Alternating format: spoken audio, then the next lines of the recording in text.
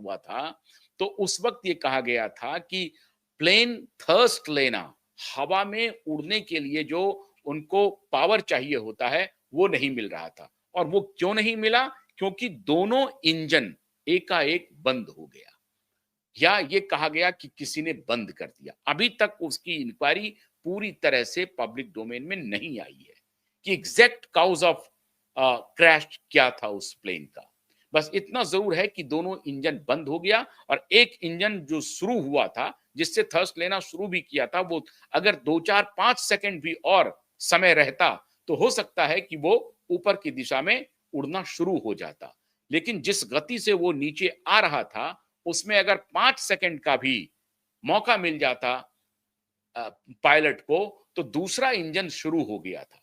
दोनों इंजन एक साथ बंद हुआ। आप देखिए कि उसमें उसका कहा जाता है कि जो जो जो स्विच है, वो बहुत आसानी से ऐसे नहीं हो सकता है कि किसी धक्के से या किसी जोल्ट से वो स्विच बंद हो जाएगा, ऐसा नहीं होता है। उस स्विच को बहुत ठीक से उठा करके फिर दूसरी तरफ उसके गियर, आप समझिए जैसे गियर आप बदलते हैं फोर व्हीलर में, उसी तरीके से उस स्विच को ऊपर उठा करके आगे पीछे किया जाता है, तब जाकर के वो बंद होता है और तब जाकर के वो शुरू होता है। तो इस प्रकार से एक, जब पहले पायलट ने दूसरे पायलट से पूछा था, आपको याद होगा, सबरवाल ने अपने जूनियर पायलट से पूछा कि क्या आपने स्विच को बंद कर दिया है, इंजन बंद कर दिया है? उन्होंने कहा कि मैंने नहीं किया। अब ये तब तक, उसके बाद वो हेडे हेडे मीडे मीडे का जो कॉल शुरू हो गया था, जिसमें इमरजेंसी कॉलिंग कहते हैं। पायलट ने सिग्नल भेजना शुरू कर दिया एयर ट्रैफिक कंट्रोल को कि हम बहुत खतरे में हैं, कुछ कीजिए। लेकिन ये जब तक कि एटीसी समझ पाता, क्योंकि मुश्किल से 600-700 मीटर ही वो जा पाया था अपने एयरपोर्ट से।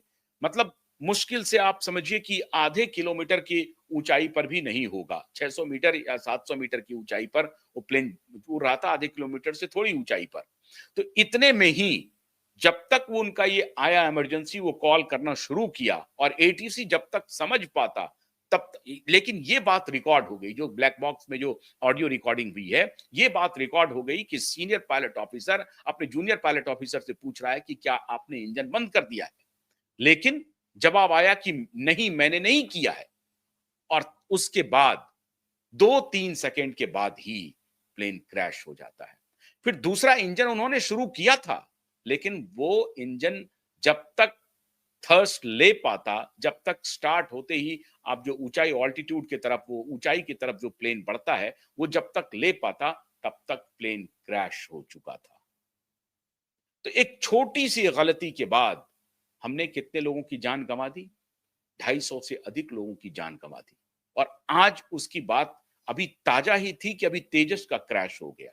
अब तेजस, आप सोचिए कि उसको कहा जा रहा था कि इंडिजिनस है। इंडिजिनस नहीं, वो इसकी इंजन अमेरिका में बनते हैं।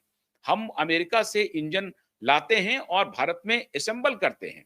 जो हिंदुस्तान एरोनॉटिक्स लिमिटेड है, HAL, वो उसको असेंबल करती है। और इस पर मैंने बहुत पहले ही एक वीडियो आप बनाया था, जिसमें हमने आपको बताया था कि भारत में इंडिजिनस एयरक्राफ्ट की मैन्युफैक्चरिंग नहीं हो रही है। हम आत्मनिर्भर नहीं हैं, बिल्कुल नहीं है एयरक्राफ्ट के मामले में। ऐसी परिस्थिति में ये जो टेक्नोलॉजी है, इसके लिए भी हम एयरबस 320 के इंजीनियर्स पर डिपेंडेंट हैं। हम अपने यहाँ कोई एयरक्राफ्ट मैन्युफैक्चर नहीं कर रहे हैं, हमें खरीदना पड़ता है। हालांकि वो एयरबस बेचने वाली या बोइंग कंपनी जो है, वो दुनिया भर में विमानों को बेचती है। ऐसा नहीं है कि इंग्लैंड वाले या अमेरिका वाले या अन्य देश के लोग, यूरोपियंस, उससे विमान नहीं खरीदते हैं। आखिर में 6000 फ्लीट को उन्होंने लैंड करने का आदेश दिया कि वो टेक ऑफ नहीं करेगा। अब ऐसी परिस्थिति में अगर भारत में अकेले 200 एयरक्राफ्ट इंडिगो के पास है, 100 एयरक्राफ्ट एयर इंडिया के पास है, और एक्सप्रेस के भी पास इतने एयरक्राफ्ट है, तो उस एयरक्राफ्ट में आपको लैंड कर, उसमें आपको उड़ना, सोचिए कितना खतरे की बात है। और इसकी बात खुद एयर 320 के इंजीनियर्स ने और उसके सीईओ ने बजाप्ता अनाउंस किया कि इसको इमरजेंसी के रूप में लाया जाए। तो क्या एयर सर्विस खतरनाक हो गई है? एक तरफ तो एयरपोर्ट्स भारत में देखिए कि एक ग्रोइंग इकोनॉमी है, और जो आवागमन के जो ये साधन हैं, वो एक प्रकार से सर्वसुलभ होते जा रहे हैं। एक-एक राज्य में कई एयरपोर्ट्स बन रहे हैं। एयर कनेक्टिविटी भारत सरकार की प्राथमिकता में है, क्योंकि वो सरकार चाहती है कि समय की बचत की जाए और इससे जो आपकी जो प्रोडक्टिविटी बढ़ती है, उसको बढ़ाया जाए या सुविधाएँ और सहूलियत होती है एक जगह से दूसरी जगह जाने की, वो उसमें विस्तार किया जाए। और दूसरी बात की रेल के ऊपर भी जो है, उस पर थोड़ी-सी कमी की जाए, रोड पर कमी की जाए, जो दबाव है रेल पर। आप देखिए कि भारत में पिछले वर्षों और पिछले 2-3 वर्षों में जो एयर ट्रैवलर हैं, उसकी क्वांटम जंप हुई है। क्वांटम जंप, लाखों का जंप है, करोड़ों का जंप हो रहा है पर ईयर, तो क्वांटम जंप हो रहा है। लेकिन ऐसी परिस्थिति में जब ऐसी खबरें आएँगी, एक तरफ एयर यात्रियों में इज़ाफ़ा हो रहा है और दूसरी तरफ एयरक्राफ्ट में इस तरह की गड़बड़ियाँ हो रही हैं। और ये गड़बड़ियाँ ऐसी गड़बड़ियाँ हैं आप जिसे आप चाह करके भी इमीडिएट दूर नहीं किया जा सकता है।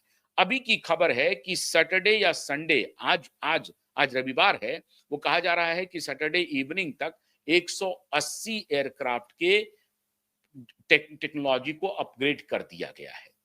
जो अभी तक की जानकारी है, जो अभी यात्रा करने वाले लोग हैं, तो उनको घबराने की ज़रूरत नहीं है। ऐसा कहा जा रहा है कि इंडिगो ने अपने 200 में से 180 एयरक्राफ्ट को के सिस्टम को ईएलएसी जो उनका सिस्टम है, जो सोलर फ्लेयर को झेलने के लिए सोलर फ्लेयर से खुद को बचाव करने के लिए महत्वपूर्ण सिस्टम है, उसको अपग्रेड कर दिया गया है। और अपग्रेड का मतलब ये हुआ कि अब सिस्टम तैयार है एनी सोलर फ्लेयर को झेलने के लिए। मतलब ये जो तीक्ष्ण सनरे आ रहा है, उसको झेलने के लिए टेक्नोलॉजी तैयार है और टेक्नोलॉजी पर कोई असर नहीं होगा। ये है इसका मतलब। अब 180 की बात कही जा रही है, उसको पुष्ट करना पड़ेगा इंडिगो की तरफ से। यही बात एयर इंडिया की तरफ से अभी तक नहीं आई है, पुष्टि नहीं हो पाई है कि एयर इंडिया ने अपने विमानों को कितना अपग्रेड किया है। 100 एयरक्राफ्ट एयर इंडिया के पास भी हैं और एयर एक्सप्रेस के पास भी है।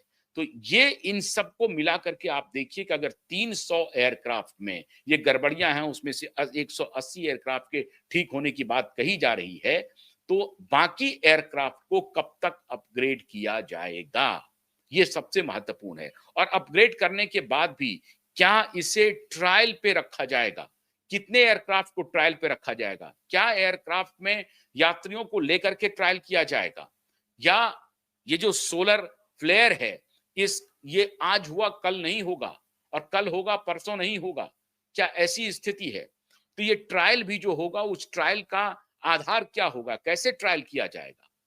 ये कैसे लोगों को पता चलेगा कि हाँ साहब, यहाँ पर सोलर फ्लेयर है, उसका इम्पैक्ट है, लेकिन उसके बाद भी ये टेक्नोलॉजी इस सोलर फ्लेयर को झेलने के लिए बिल्कुल सक्षम है। ये ट्रायल कैसे होगा?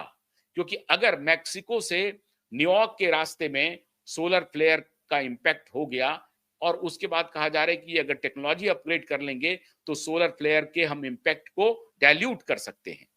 तो इंडिया में उसका क्या असर होगा या दुनिया के अन्य जोन में क्या असर होगा, इंग्लैंड में क्या होगा, यूरोप में क्या होगा, या हर जगह सोलर प्लेयर की जो इम्पैक्ट है वो एक समान है, या टेक्नोलॉजी ऐसा है कि सामान्य सोलर फ्लेयर में भी टेक्नोलॉजी हैंग हो सकता है, टेक्नोलॉजी में गड़बड़ियां हो सकती हैं और लोगों की जान खतरे में पड़ सकती है और एयरक्राफ्ट अपना नियंत्रण खो सकता है। क्या ऐसी परिस्थिति होने वाली है? तो ये सब अब बहुत बड़े जांच का विषय हो गया है और